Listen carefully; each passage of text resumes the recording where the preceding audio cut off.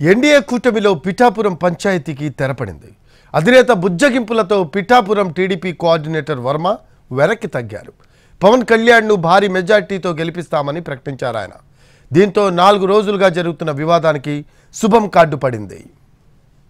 ఎన్నికల్లో పిఠాపురం నుంచి లోక్సభకు పోటీ చేస్తానంటూ జనసేన అధినేత పవన్ కళ్యాణ్ చేసిన ప్రకటన అగ్గి రాజేసింది.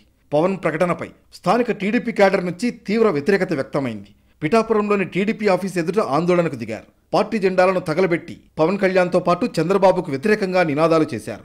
పిఠాపురం టికెట్ను కోఆర్డినేటర్ వర్మకే ఇవ్వాలని డిమాండ్ చేశారు. కాని పక్షంలో వర్మ ఇండిపెండెంట్గా పోటీ చేయాలంటూ నానా హంగామా చేశారు. అంతేకాదు ఆత్మీయ సమావేశం ఏర్పాటు చేసి టికెట్ విషయంలో వెనక్కి తగ్గొద్దని వర్మను కోరారు టీడీపీ కార్యకర్తలు. దీంతో వర్మ స్వతంత్ర అభ్యర్థిగా పోటీ చేస్తారనే చర్చ జరిగింది. 2014లో కూడా స్వతంత్ర అభ్యర్థిగా పోటీ చేసి విజయం సాధించారు వర్మ. అయితే పిఠాపురం నుంచి పవన్ కళ్యాణ్ పోటీ చేస్తూ ఉండడంతో వర్మ నిర్ణయం ఎలాంటి పరిణామాలకు దారితీయొచ్చనే చర్చ మొదలైంది. ఒకవేళ టీడీపీ నుంచి వచ్చిన వ్యతిరేకత వల్ల జనసేనకు నష్టం జరిగితే ఆ ప్రభావం రాష్ట్రంలోని మిగతా నియోజకవర్గాలపై పడుతుందనే విషయాన్ని గ్రహించారు చంద్రబాబు. వివాదం మరింత పెద్దది కాకుండా సమస్య పరిష్కారానికి చర్యలు చేపట్టారు. వర్మను పిలిచి నచ్చజెప్పారు. ఎన్నికల తర్వాత న్యాయం చేస్తానని హామీ ఇచ్చారు బాబు. ఇక్కడే వర్మ గారు ఉన్నారు. పిఠాపురం నుంచి ఆయన అనుమాయులు కూడా చాలా మంది నాయకులు కార్యకర్తలు వచ్చారు.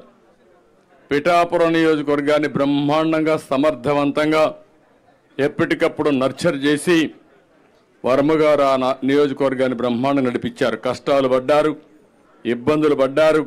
అయినా కూడా ఎక్కడా వెనుదిరుగులా ఆర్థికంగా ఇబ్బందులు వచ్చాయి. అయినా కూడా ఎక్కడ వెనుదిరగకుండా ముందుకు పోయే పరిస్థితికి వచ్చారు. అలాంటి వ్యక్తి ఈరోజు పవన్ కళ్యాణ్ గారు భీమవరంలో పోటీ చేస్తారనుకున్నాం.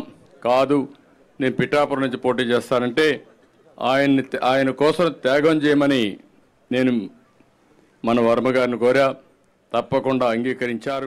చంద్రబాబు హామీతో వర్మ మెత్తబడ్డారు. పొత్తు ధర్మంలో భాగంగా త్యాగాలు తప్పవనేది ఆయనకు బోధపడింది. దీంతో ఎన్నికల్లో పవన్ కళ్యాణ్ గెలుపు కోసం కృషి చేస్తానని బాబుకు హామీ ఇచ్చారు వర్మ. భేటీ ముగిసిన తర్వాత పిఠాపురం నుంచి తాను ఇండిపెండెంట్గా పోటీ చేయడం లేదని ప్రకటించారు. నేను చంద్రబాబు నాయుడు గారికి తాలిబాన్ లాంటి శిష్యుడు. నేను తెలుగుదేశం పార్టీ పునాదులతో బలీయంగా పిఠాపురంలో ఉంది. ఆ పునాదుల మీద ఆయన్ని గెలిపించి చంద్రబాబు నాయుడు గారు మెచ్చుకునే విధంగా అత్యధిక మెజార్టీతో గెలిపిస్తాం. మొత్తానికి టీడీపీ అధినేత హామీతో పిఠాపురం కూటమిలో పంచాయతీకి ఎండ్ కార్డు పడింది.